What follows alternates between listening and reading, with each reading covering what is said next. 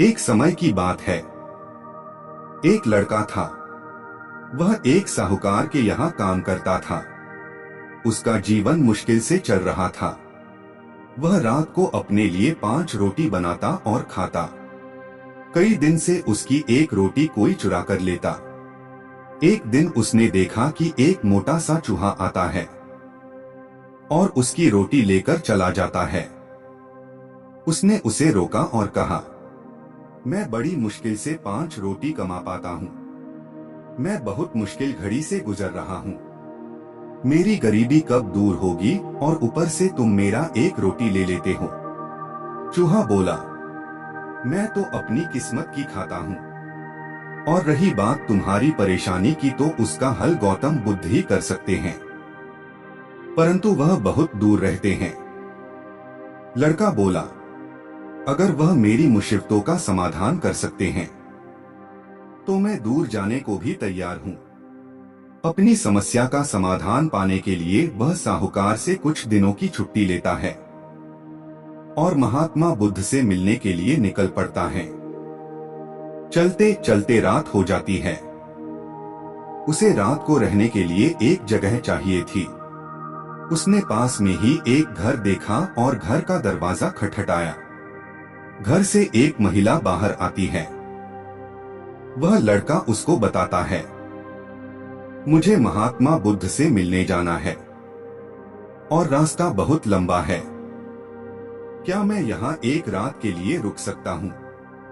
घर की मालकिन बोली, ठीक है, तुम रुक सकते हो, लेकिन मेरी एक शर्त है। तुम्हें महात्मा बुद्ध से मेरा एक सवाल पूछना होगा। मेरी बेटी 18 साल की हो गई है, पर वह बोलती नहीं है। उनसे पूछना कि वह कब बोलेगी। लड़का बोला, ठीक है, मैं महात्मा बुद्ध से आपके सवाल का जवाब पूछूंगा। एक रात वहां रहकर लड़का अगले दिन अपने सफर पर चल पड़ता है।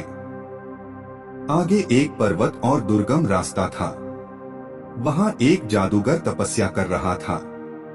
वह लड़का उससे महात्मा बुद्ध तक जाने का रास्ता पूछता है। जादूगर कहता है कि मैं तुम्हें अपनी जादू की छड़ी से तुमको आगे नदी तक पहुंचा दूंगा, पर तुम्हें मेरा एक सवाल महात्मा बुद्ध से पूछना होगा। मैं 1000 साल से तपस्या कर रहा हूँ। मैं स्वर्ग कब जाऊंगा? लड़का उसकी बात मान लेता है और जादूगर उसे नदी तक पहुंचा देता है। नदी को पार करते ही बुद्ध का आश्रम था।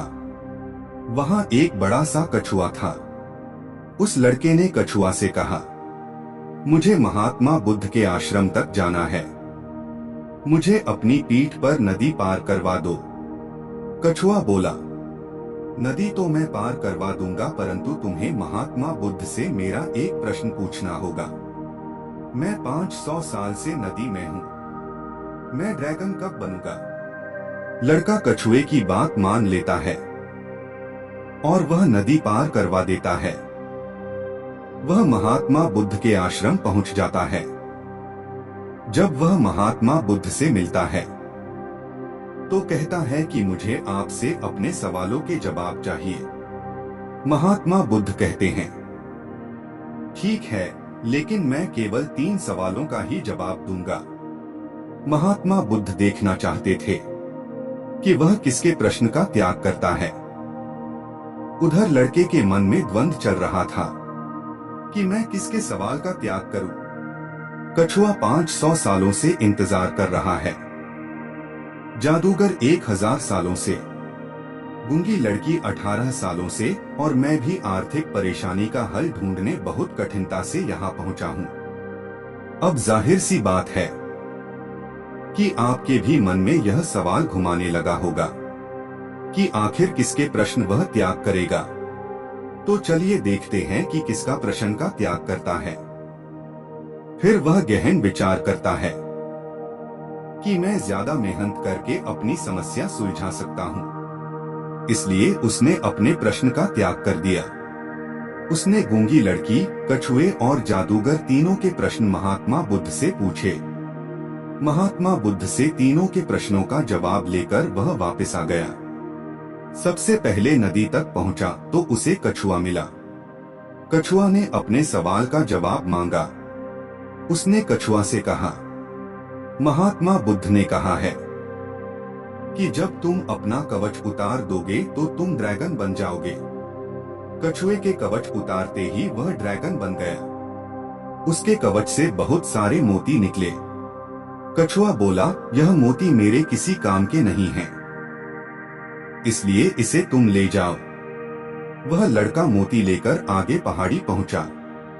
उसे वहां जादूगर मिला। उसने अपने सवाल का जवाब मांगा। लड़के ने जादूगर से कहा, महात्मा बुद्ध के अनुसार तुम अपनी जादू की छड़ी छोड़ते ही स्वर्ग जा सकते हो। वैसा ही हुआ। जादूगर ने जाते जाते लड़के से कहा, यह जादू की छड़ी मेरी किसी काम की नहीं है, इसे तुम ले जाओ। लड़के ने छड़ी ली और आगे चल पड़ा। चलते चलते वह घर तक पहुंचा। घर की मालकिन ने अपने सवाल का जवाब मांगा। लड़का बोला कि आप अपनी बेटी की शादी करवा दीजिए, वह शादी करते ही बोलने लगेगी। घर की मालकिन बोली कि तुम महात्मा बुद्ध से उत्तर लाए हो, इसलिए तुम ही मेरी बेटी से शादी कर लो। लड़के और लड़की ने एक दूसरे को पसंद किया और उनकी शादी करा दी गई। शादी होते ही लड़की बोलने लगी। इस तरह लड़के ने 3 लोगों की मुश्किलों को देखकर अपने सवाल का त्याग किया। उसे त्याग के फल में मोती के रूप में पैसा, छड़ी के रूप में शक्ति और एक रूपवान पत्नी मिल गई।